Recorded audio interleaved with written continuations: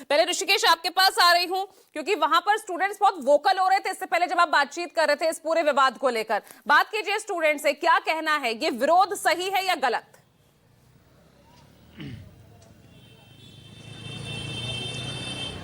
बिल्कुल पूजा, मैं कोशिश कर रहा हूं कि इलाहाबाद यूनिवर्सिटी का जो साइंस फैकल्टी है, बड़ा सा इलाका है और कुछ बच्चे हैं यहाँ पे। क्या नाम है आपका?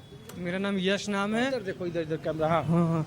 और सरकार का ये जो आया है कानून, ये समाज में बहुत वो क्या करते हैं कि द्वेष फैला रहा है। ये सरकार को इसमें एक बार फिर से रिव्यू लेना चाहिए इसको।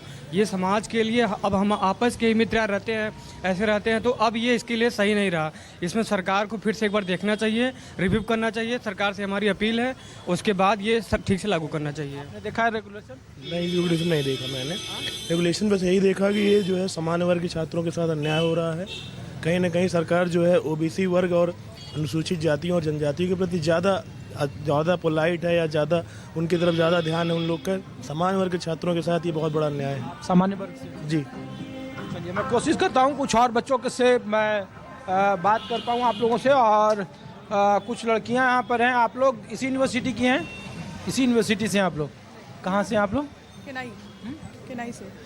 अच्छा, हम लोग तो दिल्ली से हैं और ये पूछने के लिए, यूजीसी का नया रेगुलेशन आप लोगों ने देखा है? हाँ, मैंने देखा है, लेकिन अभी बहुत ज़्यादा मुझे जानकारी नहीं है। मेरे ख्याल से वो है ना, जनरल वालों के लिए कुछ किया गया उनने।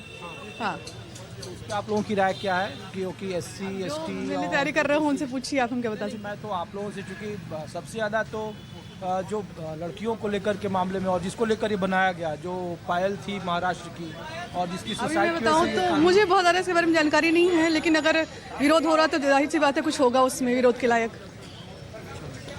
मैं कोशिश करता हूँ कि कुछ और आप लोगों ने, आप इसी यूनिवर्सिटी से हैं? नहीं। हाँ, नहीं। यूजीसी का रेगुलेशन आप जानती हैं? नया जो रेगुलेशन आया है?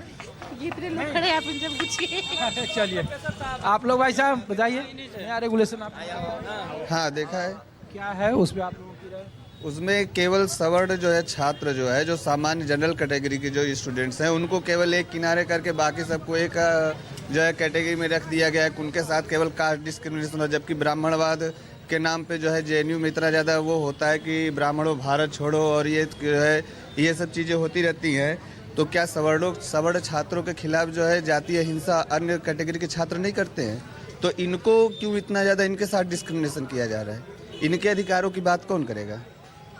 और अगर बात केवल 3 चीज़ों की यहाँ पे है कि अगर कोई जैसे जातीय हिंसा के खिलाफ जो है, किसी खिलाफ अगर कोई शिकायत करता है, तो एक प्रावधान जो पहले था 2012 के रेगुलेशन में, कि उसके खिलाफ आप जैसे कोई मतलब झूठी शिकायत करता है तो उसके खिलाफ कार्रवाई हो सकती थी।